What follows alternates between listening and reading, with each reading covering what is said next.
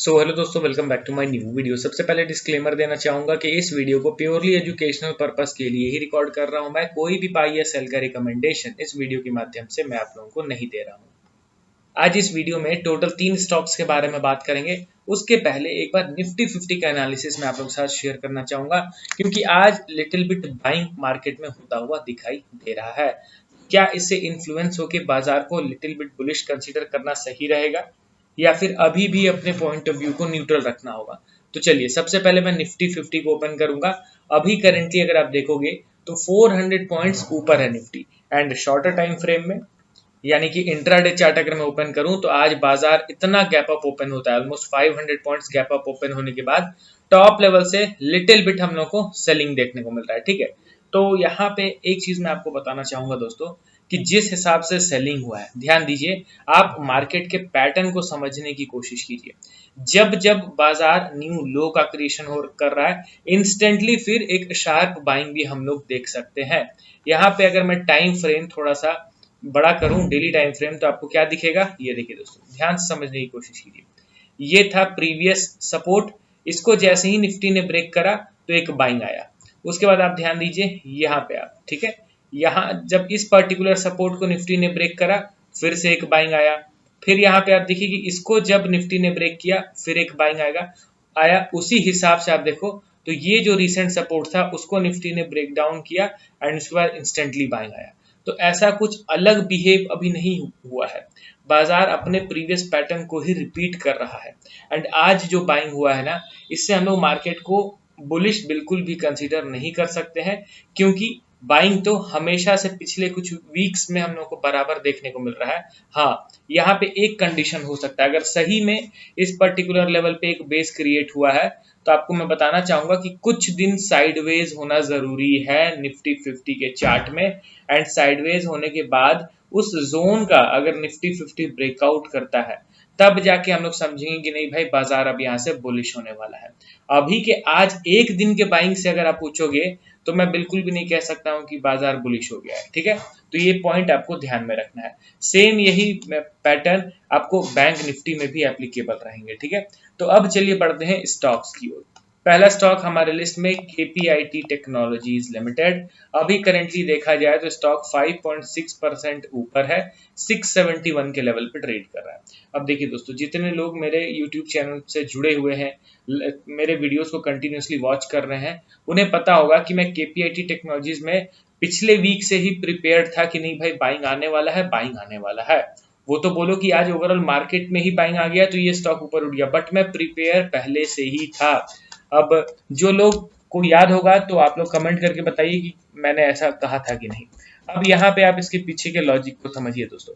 जिस हिसाब से स्टॉक में सेलिंग हो रहा है कंटिन्यूअसली, उस हिसाब से आप देखोगे स्टॉक गिरते गिरते अपने मेजर सपोर्ट लेवल पे आ रहा था। ठीक है, एंड ये नहीं एक्सपेक्ट किया जा सकता है कि कंटिन्यूअस सेल ऑफ होते होते स्टॉक अपने मेजर सपोर्ट लेवल का भी ब्रेक डाउन कर दे। आप देख रहे हो ना, हर वीक यहाँ पे सेलिंग स्टार्ट हुआ है, हर वीक यहाँ पे सेलिंग हुआ है।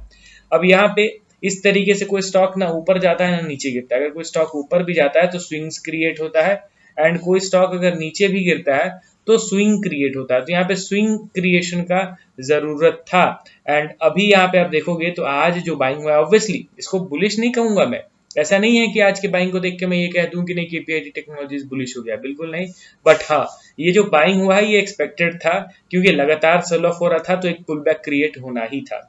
एंड यहाँ पे कुछ भी वैसा रिवर्सल काइंड ऑफ सिचुएशन अभी तक तो बिल्कुल भी देखने को नहीं मिल रहा है। तो केपीआईटी टेक्नोलॉजीज को मैं पहले भी बेयरिश कंसीडर कर रहा था, अभी भी ये मेरे नजर में बेयरिश ही है। बस आज के दिन नॉर्मल बाइंग हुआ है तो इसमें मैं ज्यादा इन्फ्लुएंस नहीं होना चाहूंगा। ठीक है, अब चलिए बढ़ते हैं अगले स्टॉक की ओर। हमारे लिस्ट में आपके सामने है वरुण बेवरेजेस लिमिटेड। करेंटली देखा जाए तो 4.2% के तेजी के साथ 400 के लेवल पे ट्रेड कर रहा है। अब इसके तो फंडामेंटल से आप लोग अवेयर ही हैं, एंड अंडर वैल्यूड भी है अभी के टाइम पे ये। एंड टेक्निकली अगर मैं इसके चार्ट को ओपन करना चाहूँ तो आपको क्या दिखेगा? स्टॉक ने सबसे पहला चीज अपने सपोर्ट का ब्रेकडाउन कर दिया है, एंड आज यहाँ पे लिटिल बिट बाइंग हुआ है। अब ध्यान दीजिए कि अगर यही बाइंग स्टॉक अपने सपोर्ट लेवल पे दिखा रहा होता तो हम लोग थोड़ा सा अलर्ट होते। ये जो सपोर्ट आप देख रहे हो ना, इस सपोर्ट पे इस तरीके का बाइंग हो रहा होता तो फिर थोड़ा सा हम लोग अलर्ट होते कि नहीं शायद से स्टॉक बुलिश बन सकता है।